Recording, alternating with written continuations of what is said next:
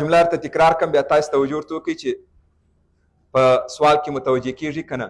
مطابقت هغه مساوات دي چې د متحول په ټولو قیمتونو باندې دواړې خواوې مساوي راځي. زه اوس تاسو ته یو مساوات لیکم، آیا دا مطابقت دی که نه؟ یو جمع تانجانت مربع x مساوي په سیکنډ مربع x. هغه کسان چې بلد دي په دې باندې پوهیږي چې هو دا یو مطابقت دی، دې ته د فیثاغورس مطابقتونه وایي. دا دی مطابقت. ښه، موږ په مطابقت کې ویلي دي چې د متحول په ټولو قیمتونو باندې. اوس زه دلته وضع کوم 90 درجې. هغه کسان چې په بلد دي پوهیږي 90 درجې چې وضع کړم، د 90 درجې تانجانت نه تعریف شوی، د 90 درجې سیکنډ.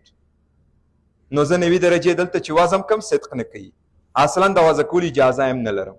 نو اوس زه دې ته مطابقت ووایم که ونه وایم؟ خبره دغه ځای کې راغله. او دا ستونزه ده، ځینې وخت زما شاګردان هم پوښتنه کوي چې ته وایه ټول قیمتونه، نو دلته خو ټول نه راځي، دا هم ځینې قیمتونه یا ځانګړي قیمتونه سوه او که نه. اوس زه دې ته مطابقت نوم ورکړم که معادله؟ په کتابو کې خو دا لیکي چې دا دی